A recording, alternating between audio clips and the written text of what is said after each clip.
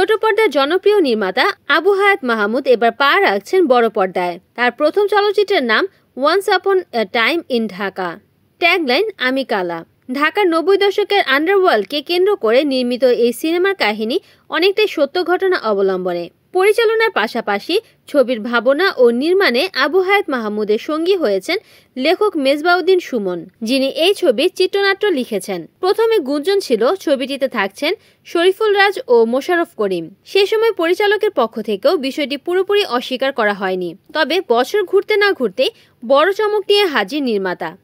সিনেমাটির কেন্দ্রীয় চরিত্র কালা জাহাঙ্গীরের ভূমিকায় থাকছেন ঢাকাই চলচ্চিত্রের শীর্ষ তারকা সাকিব খান। প্রাথমিক কথাবার্তা, পারিশ্রমিক সহ অধিকাংশ দিকই চূড়ান্ত হয়েছে বলে নিশ্চিত করেছে সংশ্লিষ্ট একটি সূত্র। এখন কেবল আনুষ্ঠানিক চুক্তি স্বাক্ষরের অপেক্ষা। এই সিনেমাটি ২০২৫ সালের ঈদ উল ফিতর উপলক্ষে মুক্তি দেওয়ার পরিকল্পনা রয়েছে। সেই মোতাবেকই সাকিব খানকে সিনেমাটিতে যুক্ত করা হয়েছে। ছবিতে সাকিব খানের স্ত্রীর চরিত্রে অভিনয়ের জন্য চূড়ান্ত করা হয়েছে কলকাতার জনপ্রিয় অভিনেত্রী মধুমিতা সরকারকে। সূত্র বলছে, মধুমিতার সঙ্গেও প্রাথমিক আলাপ শেষ।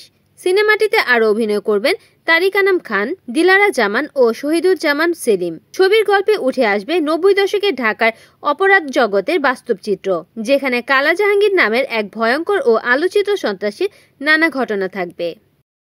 Desk news, Kamruzzaman Kamrul, NN TV।